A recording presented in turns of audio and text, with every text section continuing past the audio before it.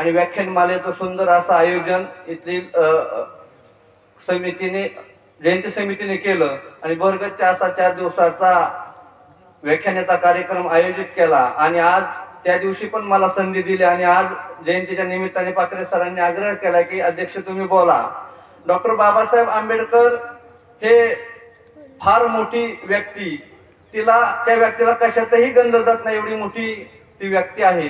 Doctor Babasaheb आंबेडकरांचा जन्म महू या गावी झाला आणि अथांग परिस्थितीत डॉक्टर बाबासाहेब आंबेडकरांनी शिक्षण घेतलं की शिक्षणाला सुद्धा भरपूर खर्च लागतो आणि मुंबई सारख्या ठिकाणी बाबासाहेब आंबेडकरांनी जाऊन मोठी शिक्षण घेतली आणि देशात सुद्धा जाऊन मोठ्या पदव्या घेतल्या. मोजता येत नाही जगाच्या मापानं असं दान दिलं जगाला देशाला बापाच्या त्या बापानं. त्यांचं नाव आहे डॉक्टर बाबासाहेब आंबेडकर.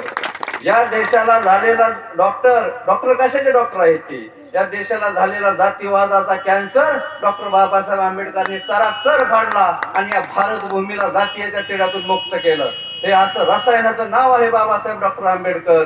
या व्यक्तींना गणणं इतकं सोपं नाही. म्हणून डॉक्टर बाबासाहेब आंबेडकरांनी या देशातील मनुवादाला बुटानिशी छातोडात लाद घातली आणि समता विचाराची, बंधुत्व व प्रेमाची शिकवण या तमाम भारत देशाला दिली. म्हणून डॉक्टर बाबासाहेब आंबेडकरांना या देशात गवगवा केला जातो और बाहेरच्या देशात सुद्धा आज मोठ्या थाटामाटात त्यांची जयंती साजरी होत आहे. मित्र हो, डॉक्टर बाबासाहेब आंबेडकरांचं या देशासाठी नव्हे तर जगासाठी लाख मोलाचं काम आहे.